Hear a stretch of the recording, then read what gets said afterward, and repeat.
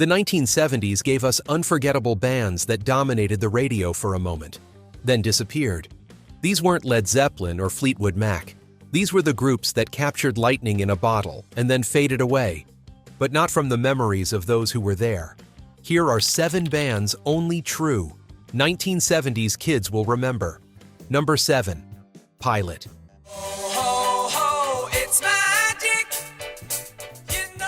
If you grew up in the mid-1970s, there's a good chance you remember singing along to a song that felt like pure sunshine translated into music. Pilot was a Scottish rock band formed in 1973 in Edinburgh by David Payton and Billy Lyle.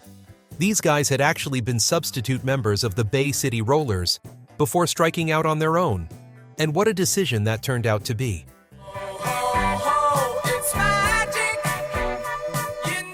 Their big breakthrough came in 1974 with Magic, a song that Alan Parsons produced. You know the one.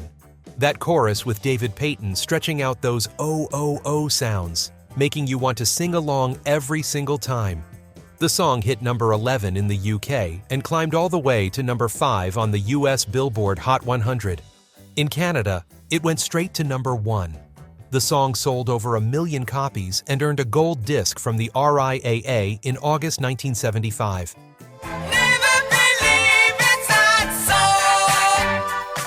What made Magic so special was its simplicity. According to Payton, the inspiration came from watching the sunrise on Blackford Hill in Edinburgh. The lyrics weren't about romance or heartbreak, just the simple joy of waking up on a sunny day, music playing in your head, dreaming while lying in bed.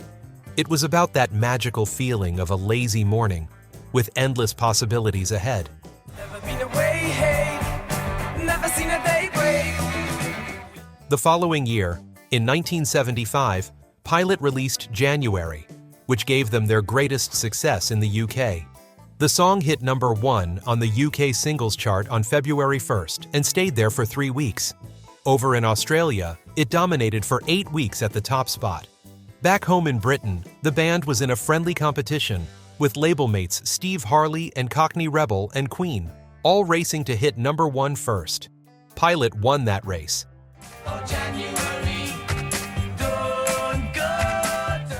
But after those 2 massive hits, things started to change.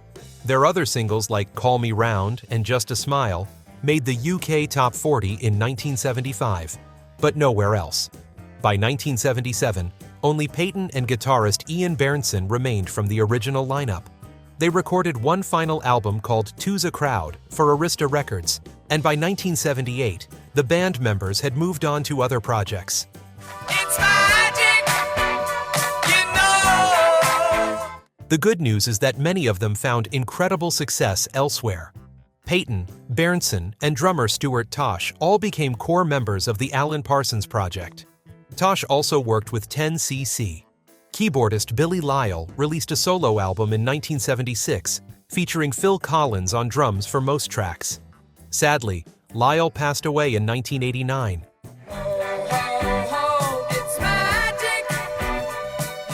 For those who were there in the mid-70s, hearing Magic on the radio was like capturing a perfect summer day in 3.5 minutes. It's one of those songs that instantly transports you back to being young, carefree, and ready for anything. It's magic, you know. Number 6. Mungo Jerry. In the summertime, when the weather is high, you can stretch right up. There's summer music, and then there's the song that practically invented the concept. Mungo Jerry burst onto the scene in 1970 with In the Summertime. And if you lived through that era, you absolutely remember it. The band was formed by Ray Dorset, a singer and guitarist from Ashford, Middlesex, and they were unlike anything else on the charts. If a daddy's rich, take her out for a meal. If a daddy's poor... First off, let's address the name. There was no Jerry in Mungo Jerry. The band took their name from a poem by T.S. Eliot called Mungo Jerry and Rumpelteazer, from his book Old Possum's Book of Practical Cats. That same book would later inspire the musical Cats, but Mungo Jerry got there first.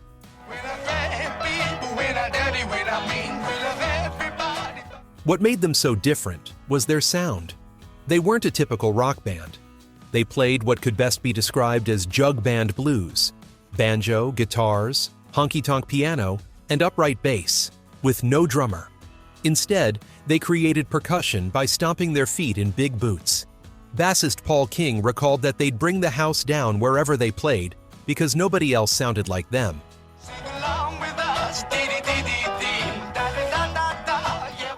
In the Summertime was written by Ray Dorset in about 10 minutes while he was working in a lab for Timex. He composed it on a second-hand Fender Stratocaster during his time off from his regular job. The song was initially only about 2 minutes long, but producer Barry Murray cleverly played the recording twice, slightly remixing the second half and adding the sound of a motorcycle in the middle to make it longer. In the summertime, when the weather is high, you can stretch right up. The song was released on May 22, 1970, as a maxi single, one of the first of its kind in the world. A maxi single was a 7-inch record that played at 33 and 1/3 RPM instead of 45, allowing for more music. This one featured 3 tracks: In the Summertime, Mighty Man, and a cover of Woody Guthrie's Dust Pneumonia Blues. When the winter's here, yeah, it's party time. Bring a bottle, wagon, rackles in. The timing couldn't have been better. Mungo Jerry performed at the Hollywood Music Festival on May 23rd and 24th, sharing the stage with Black Sabbath, Traffic, The Grateful Dead, and Jose Feliciano. By the time the weekend was over, In the Summertime entered the UK charts at number 13. Within weeks, it hit number 1 and stayed there for 7 full weeks. In the summertime, when the weather is high, you can stretch right up. The song became a worldwide phenomenon. It topped the charts in over 20 countries. In France, it became the fastest-selling single in the history of French record sales. In the US, it peaked at number 3 on the Billboard Hot 100. Worldwide sales estimates range from 8 to 16 million copies, making it one of the best-selling singles of all time. If a daddy's boy, just do what you feel. Speed along the lane. Mungo Jerry won Best New Band of 1970 from Melody Maker, and Mungo Mania swept across Britain. They followed up with more UK hits like Baby Jump, which went to number 1 in 1971, and Lady Rose, which made number 5. Songs like All Right, All Right, All Right, Long-Legged Woman Dressed in Black, and Hello Nadine kept them on the charts through the mid-1970s. When I grab people, when I dirty, when I mean, we love everybody. In the US, though, they remained a one-hit wonder, which is why American audiences often forget about all their other success. If you were in the UK during the 70s, you knew Mungo Jerry had a whole string of hits. But in America, it was all about that one perfect summer song. Ray Dorset kept Mungo Jerry going through various lineup changes for decades. He's still active today, releasing music and performing. But for those of us who remember 1970, In the Summertime was the soundtrack to endless possibilities, warm nights, and the feeling that summer would last forever. When the winter's here, yeah, it's party time. Bring a bottle, wagon, rackles in. Number 5. Wild Cherry.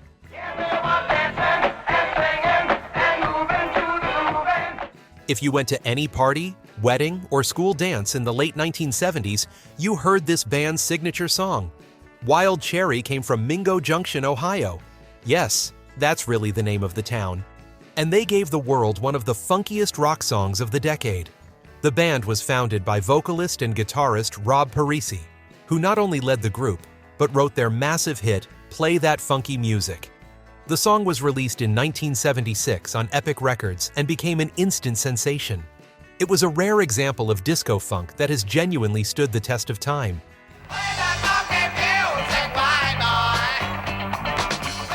The story behind the song is perfect. Wild Cherry had been playing rock music, but audiences at clubs kept requesting funk. According to legend, someone in the crowd actually shouted, "Play that funky music, white boy." And Parisi turned that moment into songwriting gold. The result was a track that blended wah-wah guitars, dance-friendly rhythm, a fantastic guitar solo, honking horns, and a wonderful rolling bass line. Play That Funky Music dominated the charts. It hit number 1 on the Billboard Hot 100 and topped the R&B charts as well. The song went platinum and became one of the defining tracks of 1976. Even today, if you mention Wild Cherry to anyone who lived through the 70s, they can probably sing you that chorus.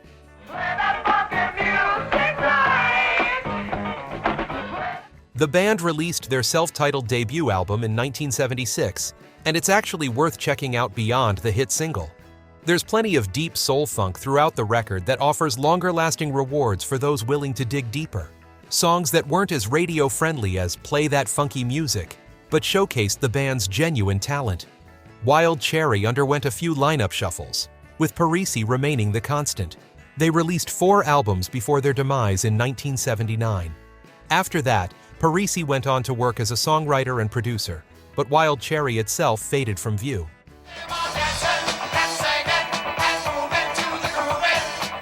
The song, however, never really went away. It's been featured in countless movies and TV shows. It was famously covered by Vanilla Ice in the early 1990s, though most people who remember the original probably prefer not to discuss that version.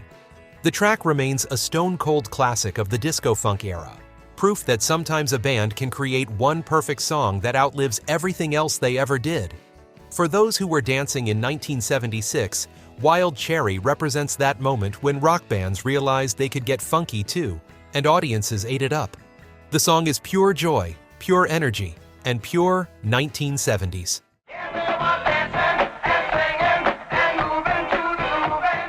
Number 4. Nazareth. Scottish rock band.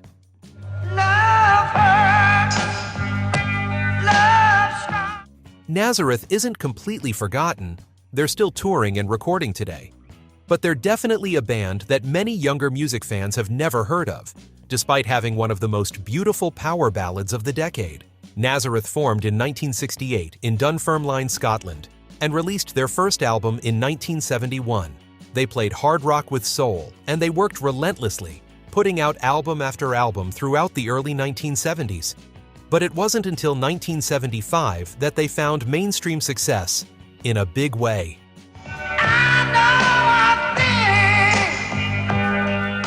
Their breakthrough came with a cover song. The Everly Brothers had originally recorded Love Hurts in 1960, and it had been covered by various artists over the years. But Nazareth's version, released in 1975, transformed the song into something entirely new. Lead singer Dan McCafferty's raspy, emotional vocals gave the song a raw power that previous versions lacked. Love Hurts went platinum in both the United Kingdom and the United States. It became Nazareth's signature song, and it's still played on classic rock radio today. The song reached number 8 in the US and became a staple of slow dances at proms and wedding receptions throughout the late 1970s.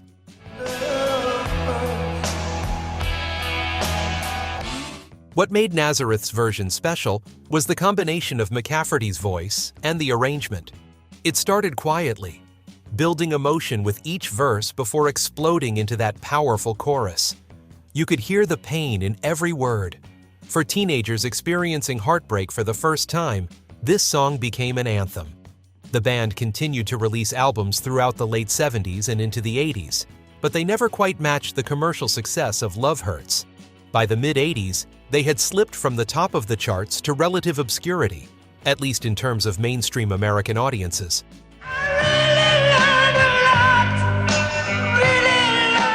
But here's the thing, Nazareth never stopped. They kept touring, kept recording, and built a loyal fan base that has followed them for decades.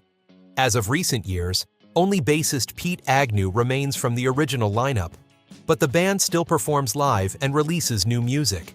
For those who slow danced to Love Hurts at their high school prom, or who listened to it alone in their bedroom after a breakup, Nazareth will always hold a special place. They proved that sometimes a cover song can eclipse the original, and that Scottish rockers could deliver emotion with as much power as any American or British band.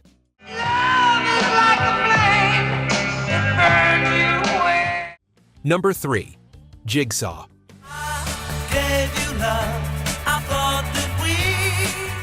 British band Jigsaw is another perfect example of how American chart success doesn't tell the whole story. In the United States, they're remembered as a one-hit wonder, But in the UK, and especially in Japan, they had a much bigger impact. Jigsaw formed in the early 1970s and released 8 albums before disbanding in 1983. Their big American hit was Sky High, which reached number 3 on the Billboard Hot 100 in 1975. The song was infectious, upbeat, and perfect for radio. It had that sweet spot of being both catchy and slightly sophisticated, with tight harmonies and a memorable melody.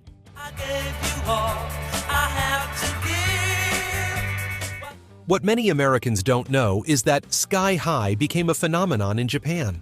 The song was used as the theme for a popular superhero TV show there, and it became absolutely huge. Japanese audiences embraced Jigsaw in a way that went far beyond one hit, and the band found a dedicated fan base that lasted for years. In the UK, Jigsaw had more success beyond Sky High, charting several other singles and maintaining a presence on British radio throughout the mid-70s. They weren't superstars, but they were a working band with a following.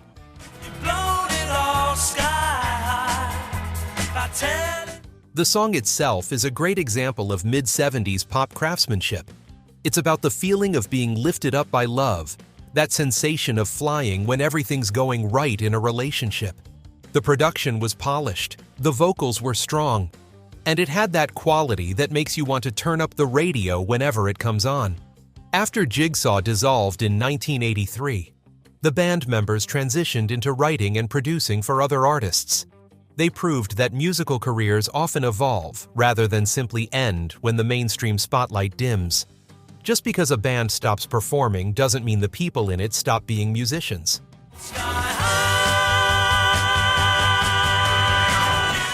For those who remember 1975, Sky High was everywhere for a few months, and then it seemed to disappear. But the song has held up remarkably well. It still sounds fresh, still makes people smile, and still captures that feeling of youthful optimism that defined so much of 70s pop music.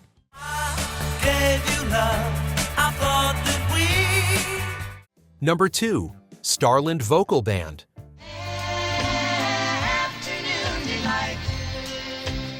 Talk about coming out of nowhere and making an impact.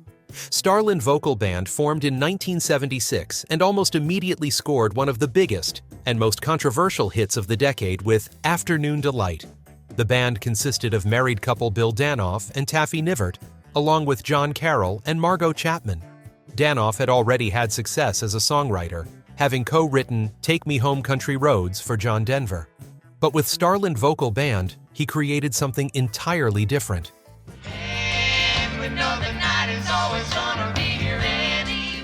Afternoon Delight was released in 1976 and shot straight to number 1 on the Billboard Hot 100. It won 2 Grammy Awards, including Best Arrangement for Voices. Billboard even named it one of the sexiest songs of all time, which probably tells you everything you need to know about why it was controversial. The song's lyrics used food metaphors to describe daytime romance, and while it was relatively tame by today's standards, in 1976 it raised plenty of eyebrows. Radio stations loved it because it was catchy and fun, but parents weren't always thrilled when their kids started singing along without understanding the double meanings.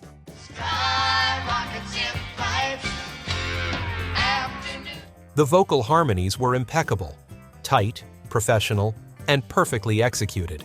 The arrangement was sophisticated. It sounded like sunshine and happiness, even if the lyrics were a bit cheeky. For a few months in 1976, you couldn't escape Afternoon Delight. It was on every radio station, at every party, and stuck in everyone's head. But Starland Vocal Band could never duplicate that success. They released 3 more singles, but none of them broke into the top 50. The band even had their own variety show on CBS in 1977, but it was canceled after just 1 season. By the late 70s, they had essentially disbanded.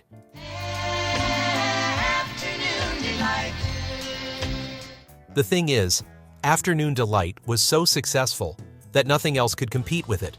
The song became bigger than the band, and it's still played on classic hits radio today. Most people know the song, but couldn't tell you anything else about Starland Vocal Band. For those who lived through 1976, the song represents that moment when adult-oriented pop was still playful and clever. It was music for people who appreciated vocal harmonies and innuendo in equal measure. And honestly, it still holds up as a perfectly crafted pop song, even if it makes some people cringe a little. And we know the night is always gonna be here anyway. Number 1. Hurricane Smith. Younger life of mystery, the wide and graceful history. Sometimes the most interesting musicians are the ones who spent most of their careers behind the scenes. Hurricane Smith was a writer, producer, and sound engineer who worked with some of the biggest names in music before finally stepping into the spotlight himself. Born Norman Smith, he earned the nickname Hurricane for his energetic work style. Before his brief stint as a recording artist, Smith had worked with the Beatles and Pink Floyd as a sound engineer and producer. He was there for some of the most iconic recordings of the 1960s, helping to shape the sound of an entire era. Would there suddenly be sunshine on a cold? But in 1972, Smith decided to step out from behind the mixing board and release his own music. His pop song, "Oh Babe, What Would You Say?" was originally intended as a demo for another artist. Smith's record label convinced him to release it himself, and to everyone's surprise, it became a massive hit. The song reached number 3 on the Billboard Hot 100 in the United States and charted well internationally. It was catchy, upbeat, and had a playful quality that made it perfect for radio. Smith's vocals were warm and friendly, and the production, unsurprisingly given his background, was flawless. Caress you through the nighttime, bring you flowers. Despite the song's success, Smith quickly realized he preferred being on the other side of the studio. He released a couple more singles, but his heart wasn't in being a performer. He was a behind-the-scenes guy at his core, and he returned to that role shortly after his brief moment in the spotlight. For music industry insiders and people who paid attention to album credits, Hurricane Smith was a legend. He helped create some of the most important recordings of the rock era. But for casual listeners in the early 1970s, he was just that guy, with the catchy song about a complicated relationship. 'Cause, oh, baby, I know. The fact that he had only one hit as a performer doesn't diminish his impact on music. If anything, it makes "Oh Babe, What Would You Say?" more special. It's a glimpse into what might have been if Smith had chosen a different path. A reminder that incredible talent sometimes prefers to work in the background rather than take center stage. For those who remember 1972, hearing Hurricane Smith's name brings back memories of a simpler time in pop music, when a well-crafted 3-minute song could still become a hit without elaborate production or marketing campaigns. Younger life of mystery, the wide and graceful history. These 7 bands represent something special about the 1970s. It was a decade when music moved fast, when a band could come out of nowhere, dominate the airwaves for a few months, and then fade back into the background. But for those of us who were there, these weren't just one-hit wonders or forgotten bands. They were the soundtrack to specific moments in our lives. Every generation has music that defines it. But there's something particularly nostalgic about the 70s. Maybe it's because the era moved so quickly, with musical styles changing constantly. Maybe it's because radio was still the king, and hearing a new song for the first time felt like discovering treasure. Or maybe it's simply that these songs were genuinely great, crafted by talented musicians who captured something real and honest. Pilot's Magic still sounds like a perfect summer morning. Mungo Jerry's In the Summertime still makes you want to jump in a car and drive with the windows down. Wild Cherry's Play That Funky Music still gets people on the dance floor. Nazareth's Love Hurts still captures the pain of heartbreak. Jigsaw's Sky High still feels like flying. Starland vocal band's Afternoon Delight still makes people smile. And Hurricane Smith's Oh Babe, What Would You Say? Still sounds like a conversation with an old friend. These bands may not have achieved lasting fame, they may not be in the Rock and Roll Hall of Fame or have streets named after them, but they gave us songs that have lasted decades, melodies that still pop into our heads unexpectedly, and memories that transport us back to being young. If you remember these bands, you were there for something special. You experienced the 1970s not as a history lesson or a retro aesthetic, but as a living, breathing moment in time. And these songs are proof that you were paying attention. If you enjoyed this trip down memory lane, please like and subscribe to our channel for more nostalgic looks at the music that defined our generation. Let us know in the comments which of these bands was your favorite, or tell us about other forgotten gems from the 70s that deserve to be remembered. Thanks for watching, and keep the music alive.